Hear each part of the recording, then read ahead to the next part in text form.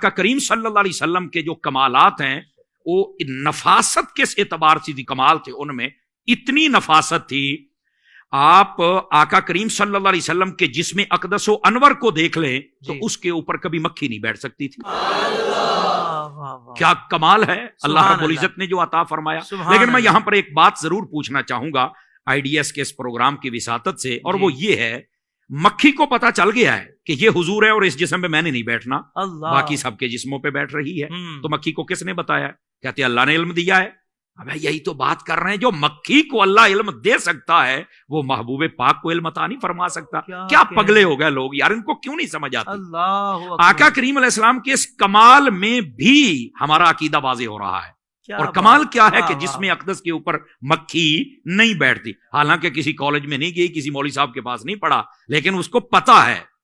سمجھ آ رہی ہے؟ اس کو پتا ہے. اچھا، اگر یہ بات. دوسری بات، آقا کریم صلی اللہ علیہ وسلم آپ کی جو نفاست کا کمال ہے اس کا دوسرا پہلو یہ ہے کہ آقا کریم صلی اللہ علیہ وسلم کے جسم اقدس کا سایہ انور نہیں ہے.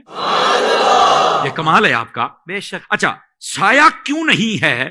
علماء یہاں تک بیان کرتے ہیں کہ سایہ اس لیے نہیں ہے کہ کہیں اس کے اوپر کسی کا قدم نہ آ جائے. بھائی یہ بات بالکل ٹھیک ہے، اور یہ ایک عشق و محبت کا بڑا گہرا نقطہ ہے. لیکن حضرت اس کے اندر ایک اس سے بھی آگے کی بات ہے. کمال در کمال. کمال یہ ہے کہ سایہ نہیں ہے، قدم کسی کا نہ آ جائے، بالکل ٹھیک ہے. لیکن اصل بات یہ ہے، سایہ اس کی دو کیفیتیں بنتی ہیں. بسا اوقات یہ سایہ انسان سے آگے ہوتا ہے، بسا اوقات پیچھے ہوتا ہے.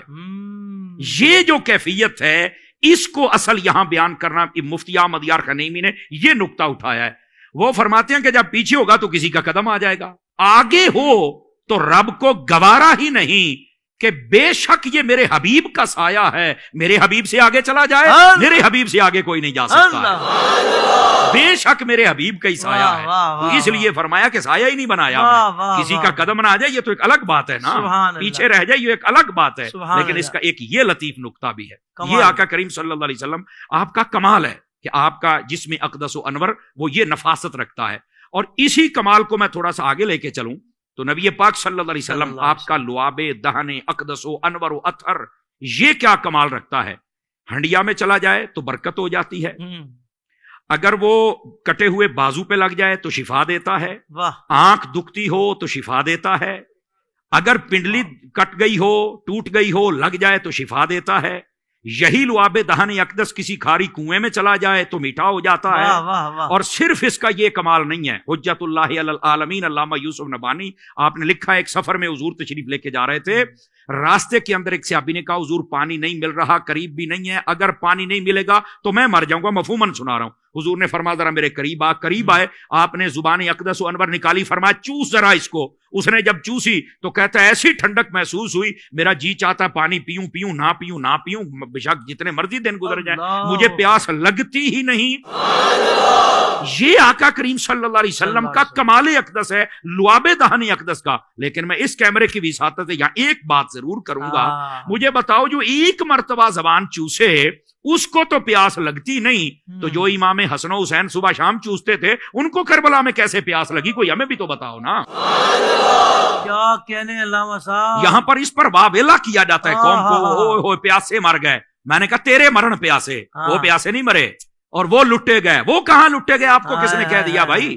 جو ایک مرتبہ زبان چوسے جب اسے پیاس نہیں لگتی ہے، اور وہ کیسے جناب پیاسے وہ جاندی کرو یار، وہ جنت کے بادشاہ ہیں، وہ شہنشاہ ہیں. تو آقا کریم صلی اللہ علیہ وسلم کے ابھی صرف میں نے یہ 3 کمال عرض کیے، 3 کمال. ورنہ آقا کریم صلی اللہ علیہ وسلم کے کمالات میں سے ایک کمال یہ بھی ہے، اس وقت جس جگہ پہ میرے آقا صلی اللہ علیہ وسلم جلوہ گر ہیں وہ مکے سے بھی افضل ہے جگہ، خانے کعبے سے بھی افضل ہے، اور وہ جگہ اللہ کے عرش سے بھی افضل ہے، کیونکہ مصطفیٰ کے جسم کے ساتھ ہے. یہ آقا کریم صلی اللہ علیہ وسلم کا کمال اقدس ہے. سمجھ آ رہی؟ تو یہ آقا کریم علیہ السلام کے کمالات کے پہلو کو کھولیں. جیسے حضرت کے صبح ہو جائی ہے، اور میں تو کہتا ہوں کہ یہ جمعہ 8 دن بھی ہم لگے رہیں تو پھر بھی یہ بات بہت آگے چلی جائے گی، بلکہ سال لگے رہیں تو پھر بھی بات، یہ جو مرضی ہم کر لیں یہ بات کبھی کمی کی طرف نہیں آ سکتی، یہ آگے ہی بڑھتی چلی جائے گی. واہ واہ واہ واہ، کیا کہنے، سبحان اللہ سبحان اللہ.